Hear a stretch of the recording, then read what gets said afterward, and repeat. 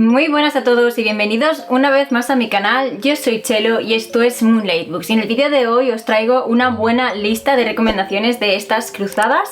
Es decir, si te gustó este clásico de terror, te gustará esta novela de terror contemporánea. Ya sabéis que no es la primera vez que traigo este formato de vídeo. Hace cuestión de unos meses os traje uno con literatura gótica, pero bueno, hoy vamos a por clásicos del terror y a por novelas de terror contemporáneas que creo que os pueden gustar. Antes de empezar, quería comentaros que cualquiera de estas novelas de las que voy a hablar, si tienen reseña, van a tener la reseña o arriba en la i o debajo en la cajita de descripción por si queréis saber más de alguna de ellas. Y ahora sí, sin enrollarme nada más, vamos directamente con el vídeo.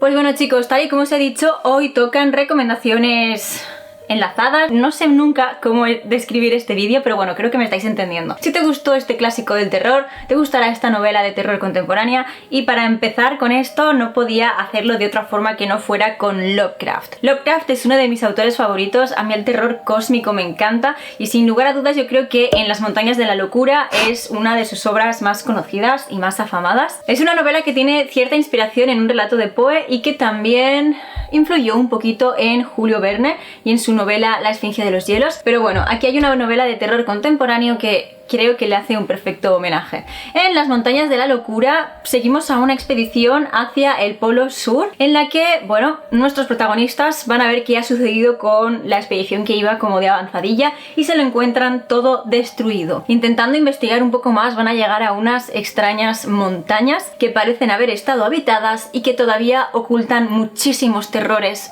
en sus entrañas. Esto es más o menos lo que sucede en Las montañas de la locura. Yo imagino que conoceréis la historia porque, en fin, es de Lovecraft, pero si no, desde luego que os la recomiendo muchísimo y también está disponible para escuchar en Podimo. Os dejo el enlace aquí debajo por si queréis probar y tendréis de esta forma 30 días de prueba gratuita en la plataforma. Cierto es que es una maravilla de relato. El problema es que Lovecraft no destaca precisamente por usar un lenguaje ameno, asequible, ni por utilizar palabras que todos entendamos de buenas a primeras. Sí, es cierto que utiliza muchos términos técnicos y a mí desde luego que me parece que haber leído este relato en el momento en el que se publicó, sin tener, no lo sé, vistas satélite de la Tierra, sin tener más conocimiento sobre los polos como el que tenemos ahora, debió de ser algo realmente increíble y no me puedo imaginar el impacto que pudo llegar a causar. Ahora bien, si queréis algo más ameno, más asequible, más largo también, en ese caso os recomiendo Ascensión de Nicholas Winch. Yo creo que esta novela es un claro homenaje a En las montañas de la locura de Lovecraft. Sigue la trama bastante fielmente hasta más o menos la mitad, solo que aquí, en vez de realizar una expedición al Polo Sur, nuestros protagonistas, que son científicos y militares, van a tener que ascender a esta montaña que es más alta que el Everest y que ha aparecido de pronto en mitad del océano. Todo lo que se van a encontrar allí va a escapar a su razón y los va a poner totalmente en peligro. Como podéis ver, las similitudes son evidentes. Eso sí, a mitad de historia más o menos esto se empieza a separar un poco de la trama de Lovecraft. También tiene términos complejos, todo este asunto rodeando a la física de que exista esta posibilidad se nos puede hacer difícil de comprender, sobre todo si, pues bueno, no tenemos ni idea de física, como es mi caso. Aún así es una novela que disfruté mucho, a mí me encantó y os la recomiendo. Os juro que yo la leí el verano pasado y leerla me hacía sentir frío, y desde luego que después de haber leído esto yo tengo clarísimo que no tengo ninguna intención de hacer alpinismo en ningún momento de mi vida.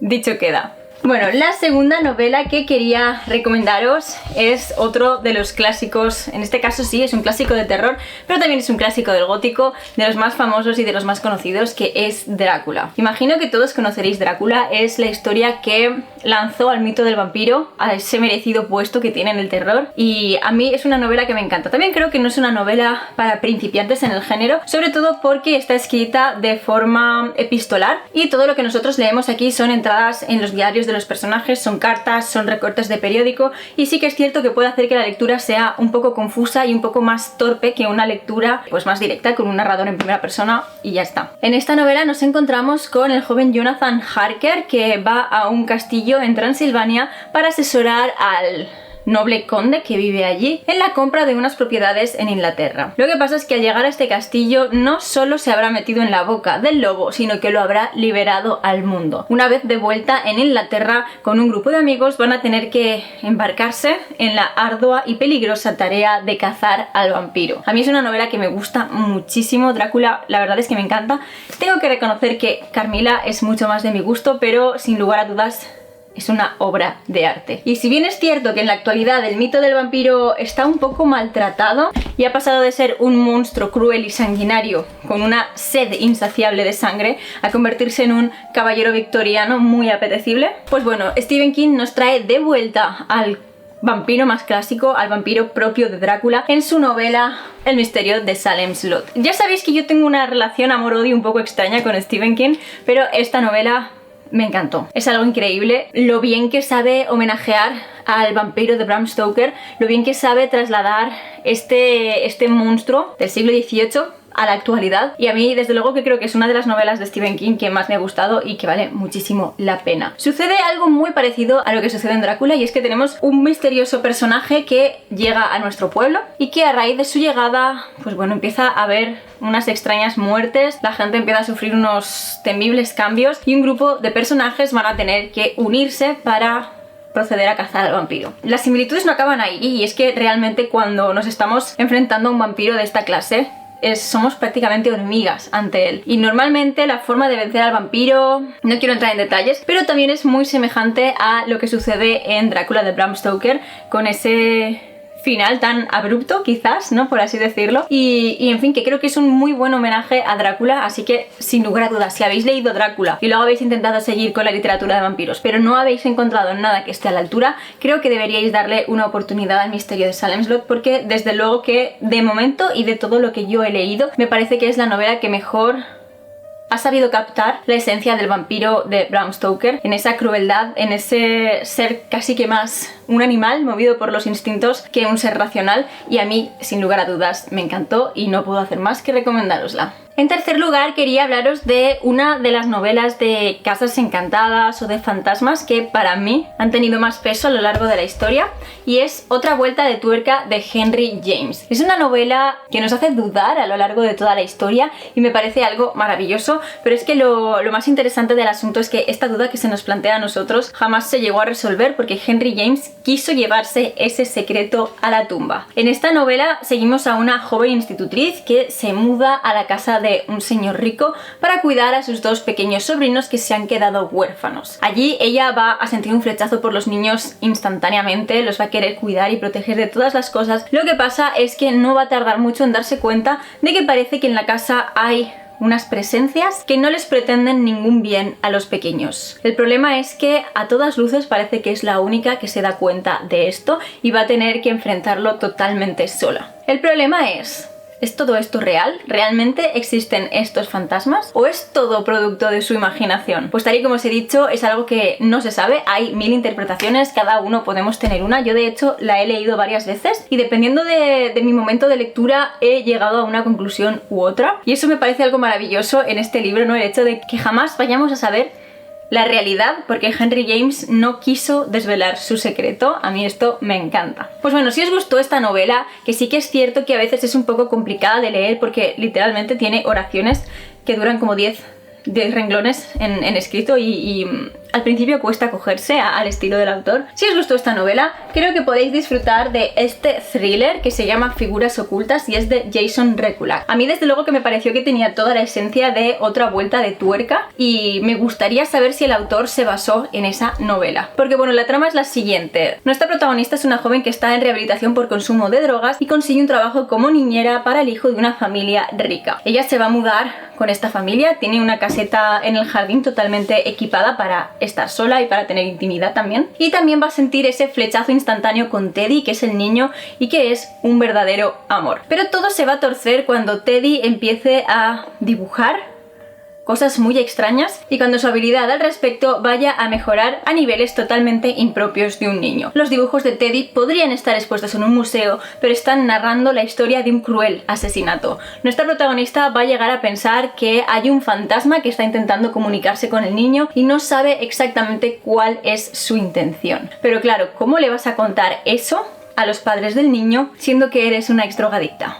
Pues bueno, una vez más está sola ante el peligro y va a tener que hacer frente a cualquier cosa con tal de salvar al pequeño Teddy. Como podéis ver, las similitudes son muy patentes, ambas son niñeras, ambas están prácticamente solas ante el peligro y cuentan con una dificultad muy grande que es conseguir convencer al resto del mundo de que hay un fantasma.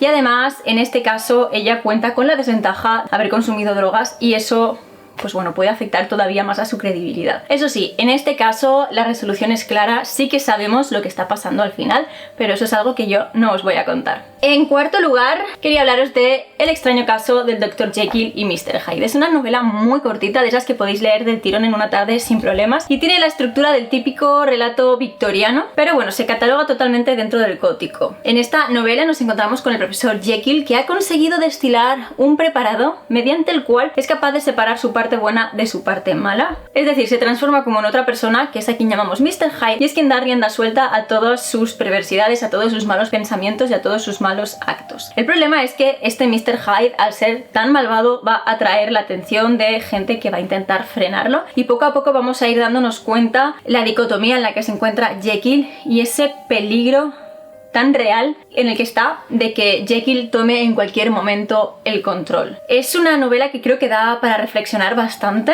y a mí desde luego que me encanta. Yo también la he leído varias veces y me parece muy interesante cómo esta poción es capaz de separar las dos partes que tenemos las personas, la parte buena y la parte mala, y lo peligroso que es también dar rienda suelta a nuestros más oscuros deseos y pensamientos. Pues bueno, si os gustó el Dr. Jekyll y Mr. Hyde, en ese caso os recomiendo Acércate de Sarah Grant. Esta fue una de mis mejores novelas del año pasado y también, a pesar de que es un poco más extensa que el Dr. Jekyll y Mr. Hyde, me la leí en una tarde. Os juro que no podía soltarla. En este caso sí que es cierto que es una novela de posesiones y exorcismos, pero tiene...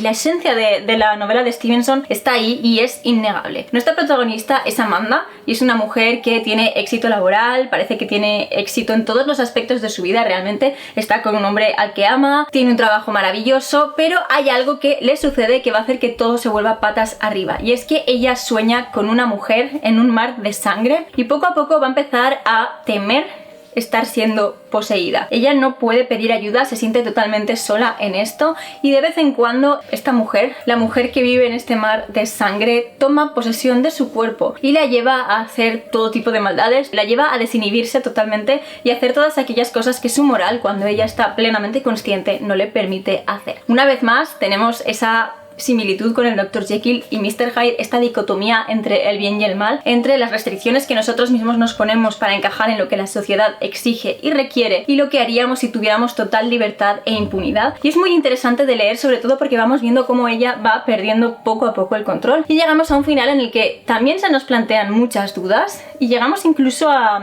dudar de si realmente está siendo poseída. De verdad que esta novela es una joya, os la recomiendo muchísimo y sobre todo por este soplo de aire fresco que metió dentro de las novelas de posesiones y exorcismos. Es muy única y a mí me encantó y espero que le deis una oportunidad porque de verdad que esta estuvo en mi top de mejores lecturas del año pasado. Y bueno, en último lugar quería hablaros de 1984 de George Orwell. Esta novela es uno de los clásicos más importantes dentro del género de la distopía, que es un género de la ciencia ficción, si no me equivoco. E imagino que todos lo conoceréis porque creo que esta novela se lleva estudiando y dando en los institutos desde el inicio de los tiempos.